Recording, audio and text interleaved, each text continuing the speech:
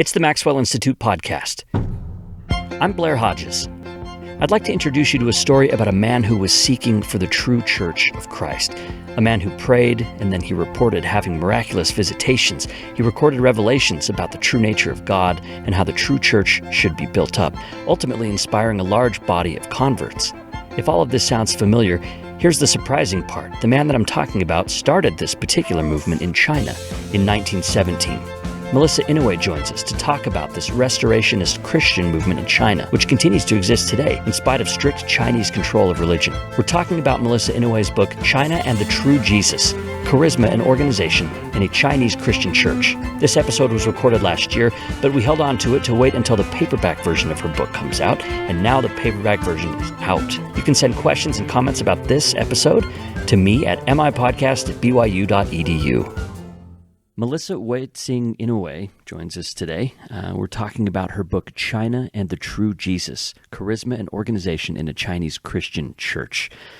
All right, Chinese history. Melissa, this book is the first book that I think I've read that really delves into Chinese history. In fact, while you're focusing on these Christian movements that cropped up in China, the book also serves as kind of a nice introduction, I think, to the history of China. Was that a deliberate choice? That was a deliberate choice. So I have this kind of irrepressible urge to multitask, and I just couldn't stop myself from doing it. So it's supposed to be kind of using the True Jesus Church as a way to kind of work through Chinese history, because I remember from my first Chinese history class just getting lost in the 20s and the 30s. The political line of Chinese history kind of breaks apart in the 20s and the 30s. And in my first kind of encounter with Chinese history, I could never get it back together after that. So this was an attempt to just have one kind of main story that kind of took you through all the different turns of Chinese history. Growing up in the United States, I'm an American, and so history began in like 1776 or something for me, right? It's very, very young. I didn't grow up with this sense of deep time that other cultures experience. And so, for example, the Qing dynasty ruled China for centuries, right? So let's talk about the Qing dynasty. It wasn't just a political entity, though. It was also believed to be under heaven's mandate. So it was kind of like this kingdom that God established, or that heaven established. The Qing dynasty, though, didn't last forever. It came crashing down in spectacular fashion. And you write about this in the 19th century. So that made room for some competing political and religious ideas to start taking root. So you had this long-standing dynasty that crashes down in the 19th century. And then 1911, technically. It has problems, though, in the 19th century. And then in 1911 is the official... That's the end. End of it. And then you've got like all these options on the table. Let's start there. What was it like in China then around 1900, around the turn of the century, when Christianity started to make real inroads into this place where it had been this Qing dynasty for generations before?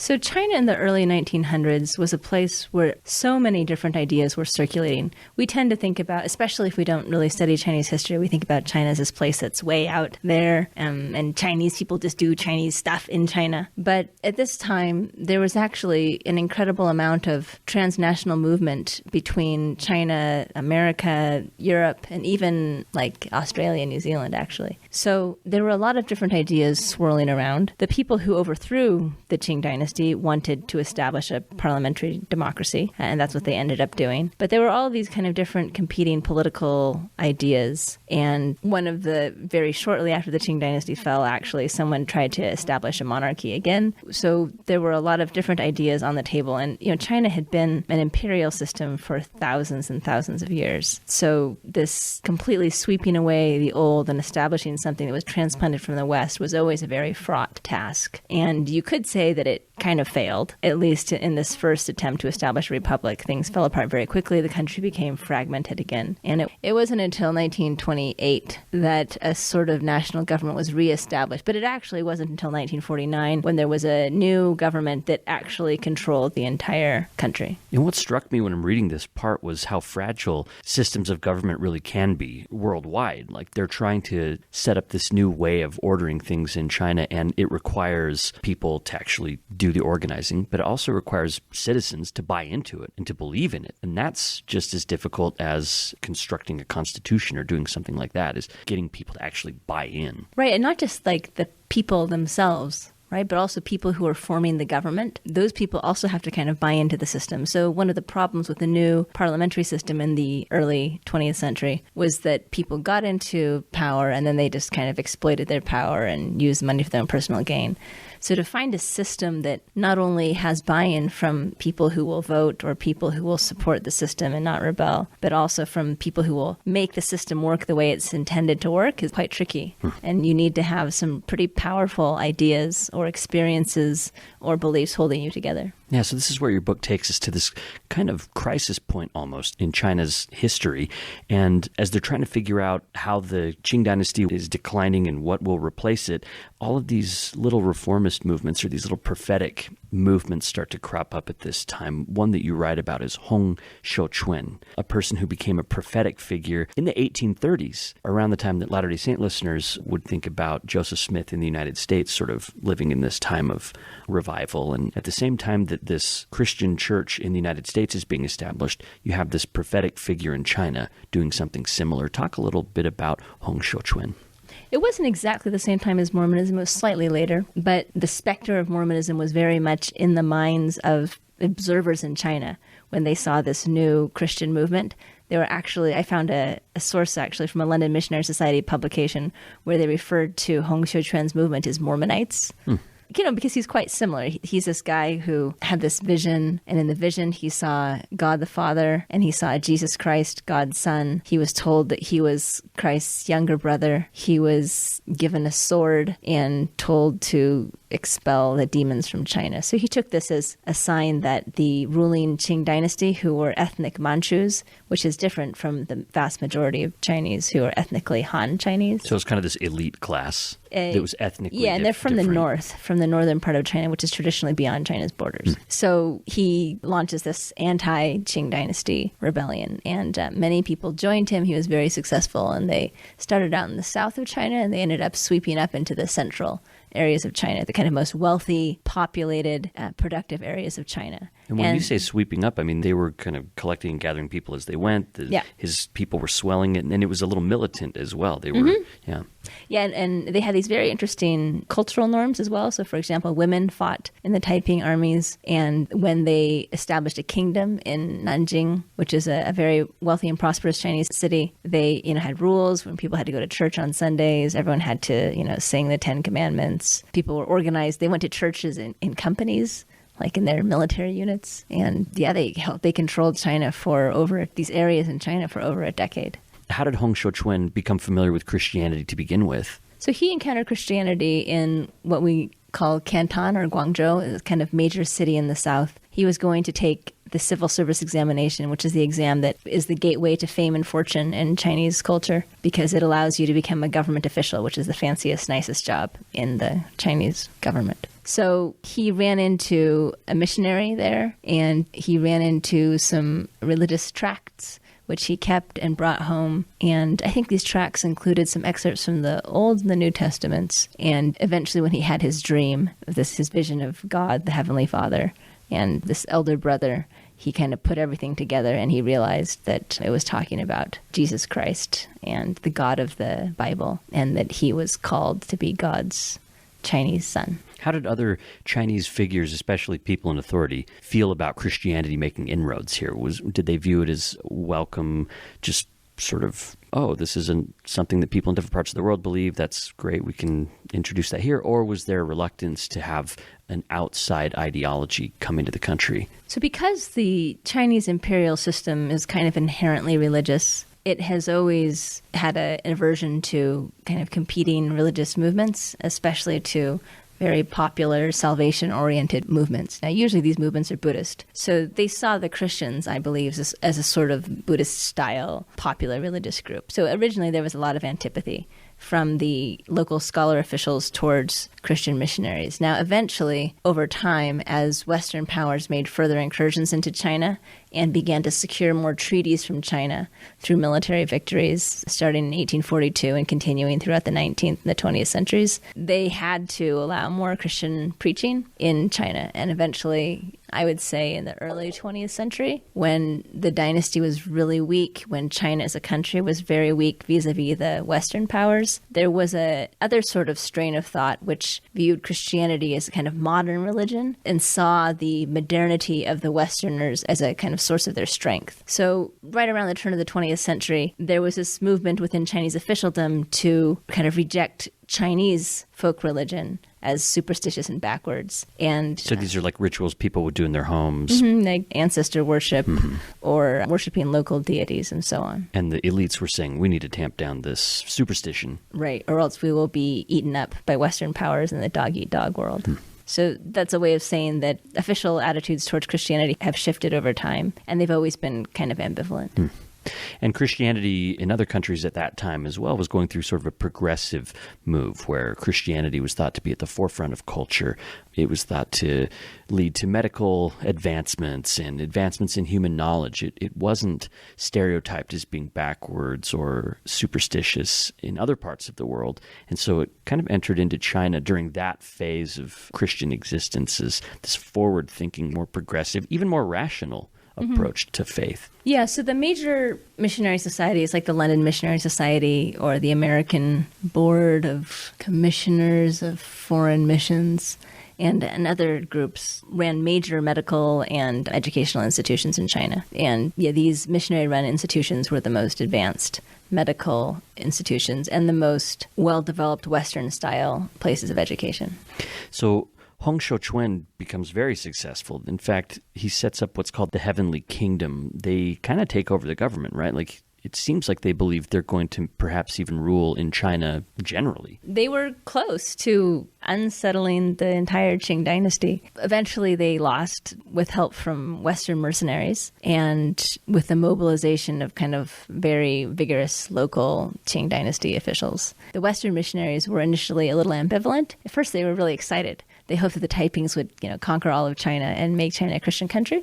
Yeah, this is like Protestant Reformation almost happening, right? They're like, oh, this is exciting. Right, but then they began to view the Taiping teachings as heterodox. That association with Mormons kind of shows where they thought they were on the scale of orthodoxy. And eventually they said, no, these guys are not our kinds of Christians. It's heresy, yeah. Yeah, and they worried about the Taipings threatening their settlements as well. And then there was violence too, right? In fact, the end of the Heavenly Kingdom was not a nice little ending. It was No, it was very terrible, very bloody. Yeah.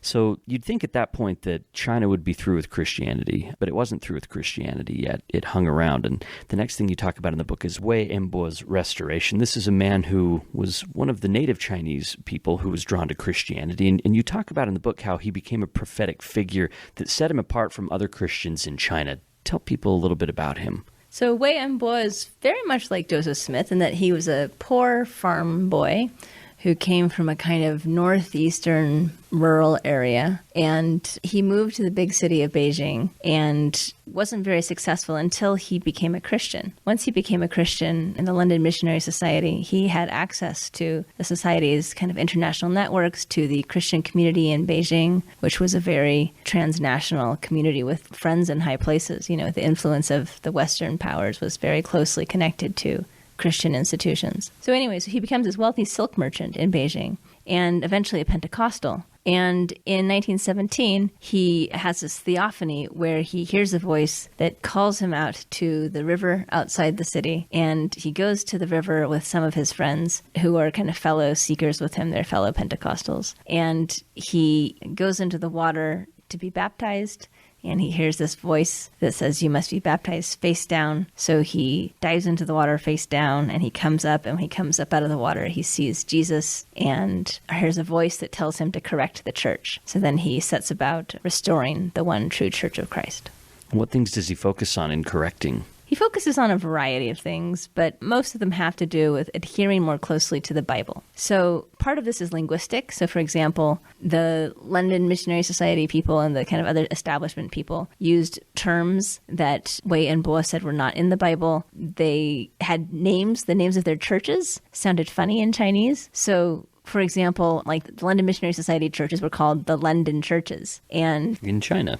Right. And the Presbyterian churches were called the Elders' Church. And some other churches had transliterated names that didn't really make sense at all. So very much as Joseph Smith does when he's saying, why are all these different churches and why do they not have the name of Jesus in them? Wei-Bo and his associates looked around and they said, if it's a Church of London, then it's a church about London. They're like, we are the true Jesus church. So there's so many parallels. And print culture helped his message spread is another thing that you talk about in the book. His movement really takes off as he spread his word through printed materials and other things. You talk about how scholars sometimes will emphasize things like class to help explain the growth of a religious movement. So they would say, people who are in poorer circumstances were drawn to this message. They saw it as a way to progress in society and elevate their status and things like that.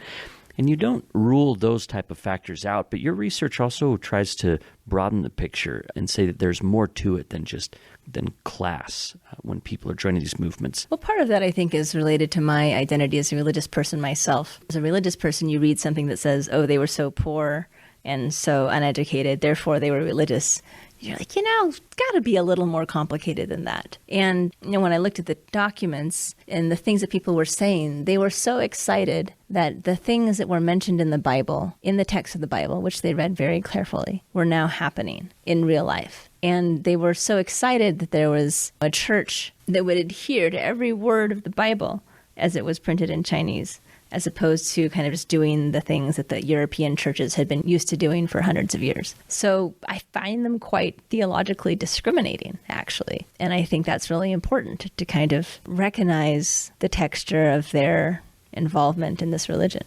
You also, it seems, try to take their voices really seriously, too, because if you sat down and talked to someone and kind of gave them this explanation of, I think you're drawn to this religion because of class, that would seem very strange to someone. It would be quite insulting, right? Yeah. You're poor and ignorant, so that's why you're a member of this church. Yeah. And they definitely wouldn't say that. That's Melissa Inouye. We're talking to her about her book, China and the True Jesus. I want to shift the topic to women in China. Wei-Bo's church was on the rise at a time when China was going through big cultural changes. We talked about they were figuring out a new system of government, and this dynasty that had been around for centuries had been swept away. But you talk about how many of China's cultural norms had deeper roots and didn't just get easily swept away, especially when it came to women. What are some examples of that where culture didn't necessarily change, even though the system of government was undergoing change, especially when it came to women in China? You could say that it's actually easier to have a political revolution than it is to have a cultural revolution, right? The assumptions that people have about roles for men and women or about standards of beauty, all of these things are very deeply ingrained. And because they're not part of the kind of official institutional structures, it's much harder to change them. So for hundreds of years, maybe thousands of years actually, women have always had a subordinate role in Confucian culture. And, they're supposed to follow their husbands. And eventually when their sons become old, they're supposed to kind of defer to their sons who become the heads of the household. So what I find interesting about Christianity and women's issues in the 20th century is that for many, Christianity was a very emancipating outlet. It was an opportunity to receive education. It was an opportunity to have a vocation. Many widows became Bible women for Christian churches. In the True Jesus Church, some women became full-time preachers who were supported by the church as they went around preaching. So I see Christianity in China in the 20th century as another kind of institutional resource for women, another way in which women could organize and could hold authority and could accumulate, moral and social capital and have more influence in the world. Yeah, the fourth chapter of the book introduces us to someone named Deaconess Yang. This is a woman who became a leader in the True Jesus Church, but she passed through a number of other roles in society to get to that point. First, she was a Confucian daughter-in-law, then a nurse and a more modern woman, and then finally a religious healer and organizer. Let's walk through that progression. That will give people a really good sense of the place of women in China at the time in the experience of one woman who went through big changes throughout her life. Yeah. So I'm not exactly sure when she was born, but I think she was born basically around the turn of the 20th century. And she was an orphan, so she married early. one of the reasons for marrying early would be, you don't have a family to support you and you have to kind of attach yourself to a man because that's the only way that you have kind of a status in society. Unfortunately for her, her husband died quite soon. And so then she was a widow. After her husband died, her mother-in-law died, which drew criticism for her because a Confucian daughter-in-law is supposed to take care of her mother-in-law. So maybe she was criticized for that. At this point, she tried to commit suicide. And suicide is a terrible thing. But in the context of the time, she was widely praised for trying to commit suicide because the point was, your husband's dead, your mother-in-law is dead. What point is there for you to live? It's like very admirable for you to say, there's no point in living life. I'm just going to die. And that was the attitude of the time. Actually, sometimes people who committed suicide were sometimes honored with ceremonial arches later on. So anyway, so this just gives us a kind of picture of how much kind of independent status women had, which is not that much. So then after this, she became renowned for her suicide attempt, as terrible as that sounds, and she drew the attention of some Christian missionaries who invited her to go to a school. And these Christian schools were often offered with low tuition or sometimes even free to people who couldn't pay, and especially to women. So she became trained in this school, and she eventually became enrolled in a nurse training college, and she became a professional nurse. So she had a job and a salary in a major city in China, in Wuhan, and she was working in the big hospitals. And this kind of shows the direction that China was moving towards the emergence of some professional roles for women, towards the more developed educational opportunities for women, often facilitated by Christianity. And then, interestingly enough, she left this path. She joined the True Jesus Church, and one day, when she was in the chapel in Wuhan, someone came into the chapel seeking healing. So she laid her hands on this person's head, and according to this account that I read, when she laid her hands on the person's head, the person cried out and said, "Why is it that when you laid your hands on my head, it was like fire?" And the person was healed. And she thought, why would I work as a nurse, kind of taking care of sick people, when I could just heal them by laying my hands on their head? And so she entered this third phase of her life where she became a deaconess in the True Jesus Church, Deaconess Young, and she traveled about establishing new churches and performing healing work.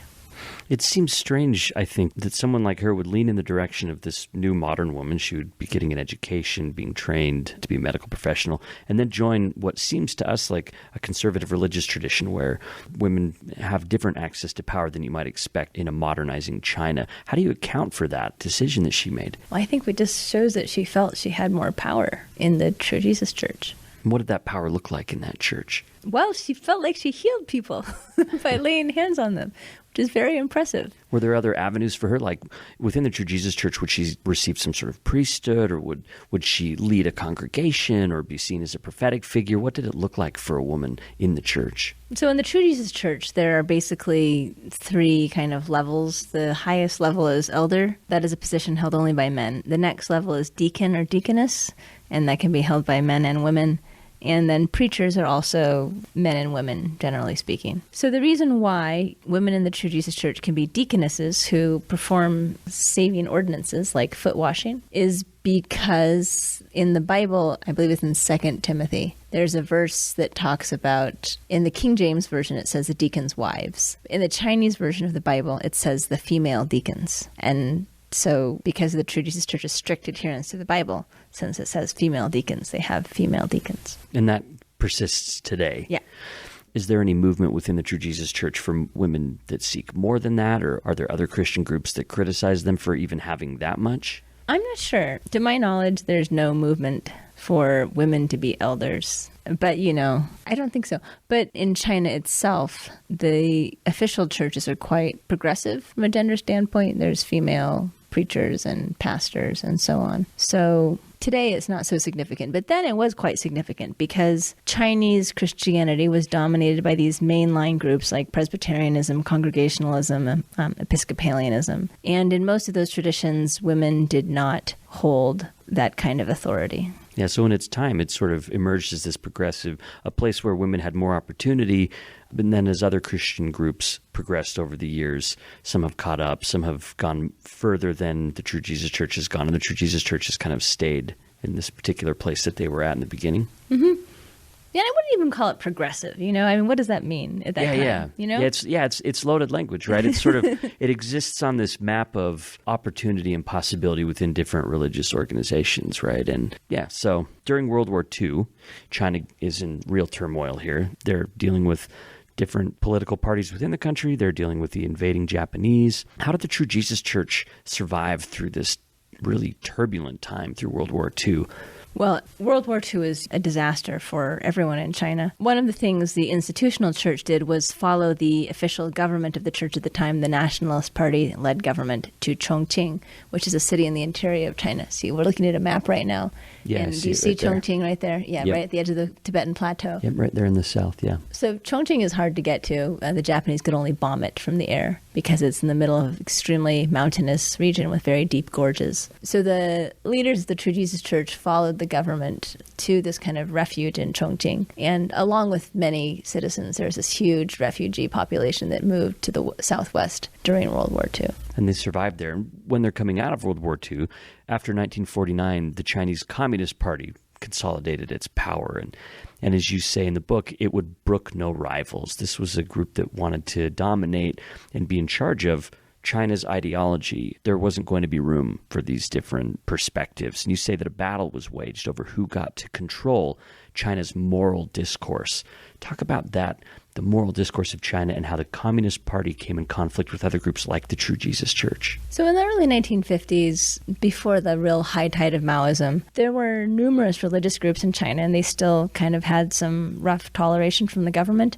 But beginning in the mid-1950s, late 1950s, the political rhetoric in China intensified and kind of penetrated every aspect of society. So at that point, for example, during the anti-rightist movement in 1957, where intellectuals were attacked, people who are pastors or preachers, people who discourse from the pulpit about texts and teach about moral values or about kind of ideological systems, those people also came onto the radar screen as people who are teaching backward things, people who are not preaching the party line. And so many Christian leaders came under attack during that time. Including leaders of the True Jesus Church? Yep. And what's kind of sad, I guess, but completely realistic, is that if you look at the records, you can see how there's this drastic shift in the rhetoric of the church over time. So, for example, if you look at records from church-wide kind of top leadership meeting in 1953. It's, quoting the Bible right and left, blah, and like using all this terminology, and there's an amen here and amen there. And then just several months later, another sort of document, it reads just like a kind of Communist Party manual with all the kind of propaganda terms. And it talks about how Christianity is a poison, and how this doctrine of unconditional love is simply imperialist weeds because it teaches us to love enemies even when they're trying to, they're imperialists and horrible people. So this shift in rhetoric is quite striking. And that was about the same time that the church eventually went underground, because there's no way for it to function as a church above ground. You talk about how people reacted to communist control in a lot of different ways. Some kind of capitulated to the new regime by either just kind of doing away with what they had before and joining up with the communist cause. Other people pretended to do that, and then fewer outright openly rebelled with a lot of bad consequences. And it seemed like you were really trying to make sense of each of these decisions without turning to moral judgment on them, without calling someone a sellout or this person a fool for sticking their neck out. What was it like writing about that? Well, it's quite tricky because it's so easy to look back on the people who suddenly change their rhetoric and be like, yeah, like, you faker. Yeah. Yeah, you're like the person who denies Christ or something like that. Yeah. But it wasn't just their own individual selves who were endangered by a rebellious or recalcitrant attitude. It was also their families. It was also their friends, and even the whole congregation as well. Could be dragged into very sticky situations by the rhetoric of a leader. So from that point of view, I feel sorry for them. They had an impossible choice to make. They had to speak publicly before both the Communist Party and their people and their own True Jesus Church congregants who would know exactly what they were saying, whatever way they went. So I feel sorry for them. That's tricky. And as the church was underground, this was basically meeting in secret, right? Not putting signs up, not publicly proselytizing, and continuing to practice their faith, but with extreme caution, right? Because if they were caught, They could be exiled, they could be imprisoned, they could even be executed. Over time, the communist grip loosens a little bit. These underground communities start to resurface a little bit. There's some more breathing room. And you talk about the remarkable story of Deaconess Wong. Mm-hmm. She was a True Jesus Church member who reported a really remarkable vision in 1973 that kind of breathed new life into the True Jesus Church at a time when it was withering. Tell us a little bit about Deaconess Wong. So Deaconess Wong she's an older lady, and she had this kind of multi-day vision in which she was lying on her bed, and her daughters-in-law thought that she was dying or possibly dead, but she later revived. But in the course of her multi-day vision of heaven, she dreamed that, or saw that she was walking along this bright path into the sky, and she comes to the gate of heaven, and it's manned by these two fierce-looking angels, and then she listens behind the door, and coming from behind the gates of heaven is this hymn that they sing in the True Jesus Church. And so she says, I want to go inside. And they said, why do you want to go inside? And she says, because they're singing like my church's song in there. So that's a pretty good credential. So they open the door, and she goes through this gate, and she sees like this huge hall filled with tens of thousands of people, and people are singing. And in the front, she sees some old people from the True Jesus Church who recognize them and make a place for her. And in the front of the hall, there are angels who are teaching a lesson with Bible stories, and they have now I guess it would look like a tablet, They've got like this big tablet that has moving Bible pictures on it, like scenes from the Bible. It's like a big screen. Yeah, but they're like holding it and like teaching from it. And they're writing on a chalkboard, but in letters of gold. And so it's this very interesting scene. But the gist of the vision is all of the stories that she sees taught in this thing are the stories of people who, in the Bible, who stood up to the state, like Shadrach, Meshach, and Abednego, and all these other stories. And there's a kind of a song that is associated with this story that very clearly talks about how people followed God and not the government, and how that was most important. And the message of her vision spread very quickly, and people got copies of it and moved it around. And from that time, the church began to kind of revive in southeastern China. Wasn't that seen as kind of radical, though? If she's basically pitting the True Jesus Church against the government, I mean, she's implying that one of those is illegitimate, and it's not the True Jesus Church. Right. But the really great thing about older ladies in China is they can basically do what they want. So the state doesn't care about them, but they have a lot of status within their families and their communities because of all their relational capital. So I think it's a really good example of the kind of power of women. Even when women don't have access to the top levels of structural hierarchies, they access other very real networks of power. And I think this vision and the basic kind of reality that during the period of repression, women were the ones who ran the church and kept it going. This all shows the value of that power, and it's the substantial nature of that power. And this is quite a long time after the founder had died, right? What did the top hierarchy of the True Jesus Church look like at this point? Did they have a particular leader? Was it governed by a council? So during the 1950s, the centralized leadership was dismantled, and they never recovered that leadership. Now the True Jesus Church is regionalized into different factions. And it's kind of in a precarious place in China, you talk about in the book. Perhaps nothing symbolizes that better than a sign that's posted on one of their church buildings in a city in South China that you visited. Talk about that a little bit. So in China, the official line is that there's 5 approved religions. There's Christianity, Protestant Christianity, Catholic Christianity, Islam, Taoism, and Buddhism. Those are the 5 official religions. So all of the Christian churches, if you're not Catholic, are supposed to be kind of just generic, non-denominational Protestant. So China's supposed to be a post-denominational society. Therefore, you're not supposed to be able to have the True Jesus Church as such. It's just supposed to be this Christian church, like any other Christian church. Like a Jesus church. A church. True, yeah. Right. Because denominations are not supposed to exist. Now, of course, this isn't the actual reality. And it's very important for the True Jesus Church, since they believe they're the one true church, to kind of maintain this denominational identity. So there's this church in the city in South China where it's kind of locally famous because they have this sign. And in Chinese, it says chapel. But then in English, it says True Jesus Church. It shows the way in which that kind of navigation of the official rules that govern the status quo is very tricky. And that sign, it's probably escaping certain people's notice, right? Like it's not like the Chinese government would sanction that. It's kind of subversive. It's kind of a subversive sign, even though it's in English and sort of hidden away. Yeah, I mean, there's differences in enforcement as well. Sometimes churches have really good relationships with local officials and they don't care. And other times, local officials have a quota of churches that they would like to kind of whack down to show how vigilant they are about maintaining control over the ideological sphere. There's a section in the book called Truth and Trust that I think will resonate with a lot of readers right now. China's experiencing something of a truth crisis you talk about. The True Jesus Church is trying in its own way to respond to that crisis. So the economic boom has led to a lot of profiteering in China. I'm sure people have heard stories about contaminated food or contaminated milk powder or milk powder with high levels of melamine in it and so on.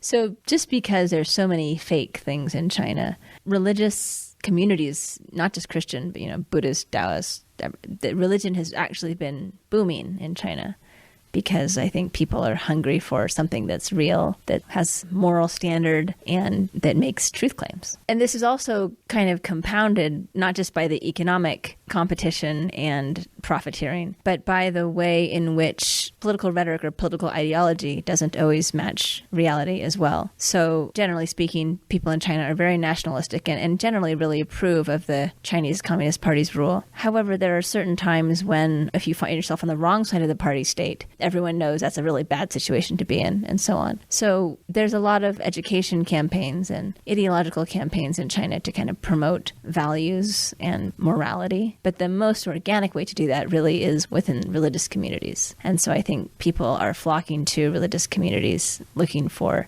connections with people and for ways to be good. And the people who are part of the True Jesus Church are not just poor, uneducated people. In some of the cities where I study the church, it's members of top-tier universities, young 20-something-year-olds who are joining the church because they're attracted to the way of life and the moral standards and so on. And they see it perhaps as more truth-telling than the state party might be, right? The difference between propaganda and news reporting. Yeah, definitely, because it's a small community where people have to be accountable to each other.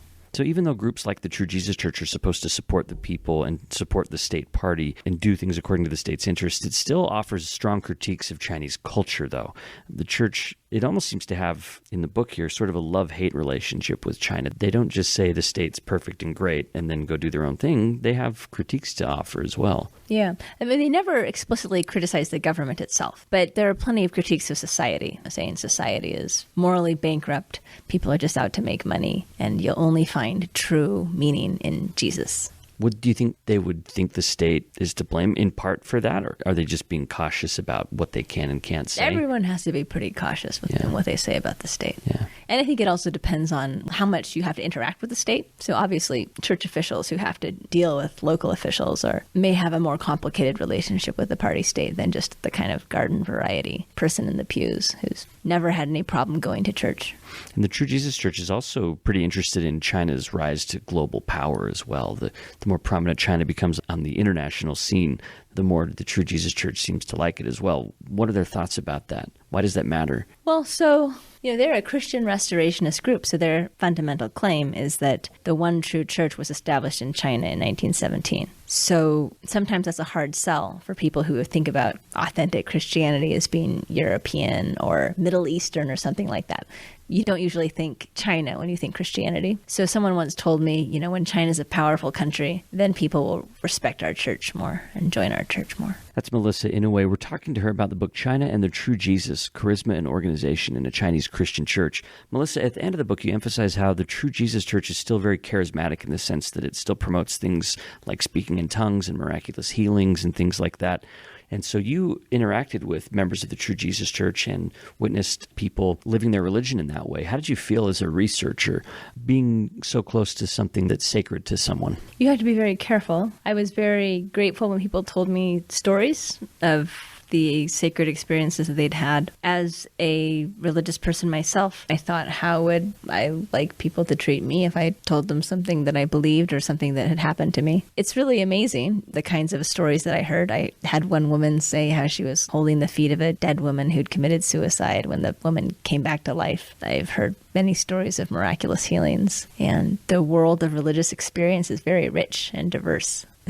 Yeah. Did it change anything about how you view your own faith or you're writing about religion? Did it change you at all? I think it did. I mean, the True Jesus Church is a restorationist tradition. right? I'm a Latter-day Saint. We're a restorationist tradition. I grew up thinking that we were so cool because we were restorationist and we were the only ones who'd come up with that idea. But then when you study the history of Christianity, restoration is a genre, right? So it caused me to think a little more thoroughly about what it was actually about my faith that was unique and distinctive. I certainly admire the lives of the True Jesus Church members. I think they're trying to do a very admirable thing to build community, to serve each other in the middle of a society which is unmoored in so many ways from kind of strong moral and ideological foundations. I guess you just realize as a researcher that religious experience, even if it's not your own, even if it's hard to objectively verify, is very powerful. It shapes how people live their lives. It shapes the meaning that they find in their everyday activities. It strengthens their relationships and affects which relationships they develop. So whether or not you believe in a set of religious claims, the fact that religion is consequential is undeniable. The last thing I want to ask you about is about this tension between charisma and organization, and it speaks to this because you're talking about the power that religion has to help people forge their identity or figure out their place in the world. Those religious activities exist within organizations as well, and there can be tension between individual experience of charisma, like speaking in tongues or prophesying, and an institution's needs, desires, and directives. And your book explores that tension, so I thought we'd conclude with just a few thoughts about how that tension played out, how you saw it playing out in the True Jesus Church, and why you decided to make that the focus of your overall book. Well, I'm really intrigued by the tension between charisma and organization because they don't work without each other, but they also corrode each other. So, for example, if you've got this really cool idea, like there's this person who rose from the dead, whose name was Jesus, and he did miracles. That's a cool idea, but if you don't have the organization to kind of keep a group of people thinking about Jesus, reading Jesus's texts, worshiping Jesus, and so on, you're not going to have a Christian movement. At the same time, if you just kind of become nothing but a bureaucracy, then you will smother that spark of the divine that attracted people in the first place. And this happens in religious movements like the True Jesus Church. It starts with these very charismatic visions, and then eventually the church institutionalizes, and they have to kind of maintain these two things.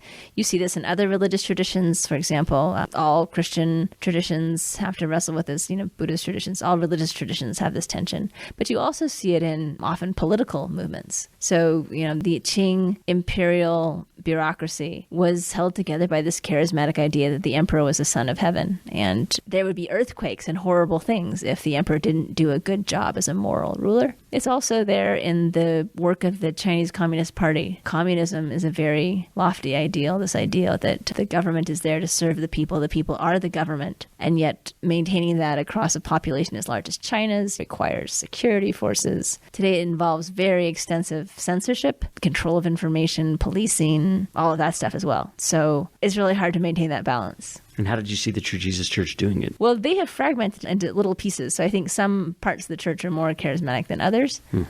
But, the fact that they speak in tongues keeps a charismatic practice at the center of their worship all the time. It's pretty remarkable to hear a room full of people all speaking in tongues at the same time. Thanks, Melissa. I'm glad you took the time to talk to us. People that are interested in the book, it's called China and the True Jesus, Charisma and Organization in a Chinese Christian Church. It was published by Oxford University Press. Melissa, thanks for talking to us about the book today. Thank you so much.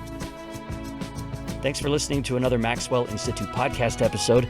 If you missed it, Melissa Inouye also joined us in an earlier episode to talk about her book, Crossings, a bald Asian American woman scholar's ventures through life, death, cancer, and motherhood. Check that one out. I also want to say hello to some more of our Maxwell Institute podcast completists. These are people who've listened to every single episode. Graham Oxborough, Dave Lefebvre, I think. I don't know how to pronounce your last name, Dave, but again, for completists, they get the opportunity for me to mispronounce their name here on the podcast. The other one is Aaron Hoskins. I want to say thanks to you for listening, you guys. Thanks for listening to every single episode. I want to hear from more completists. If you're out there, we're putting together a few little things to give away as prizes for people who have completed the entire run of shows. As soon as the pandemic settles down, we'll start to get those sent out. So you can let me know if you're a completist. Email me at MIPodcast@byu.edu. And we'll talk to you next time on the Maxwell Institute podcast.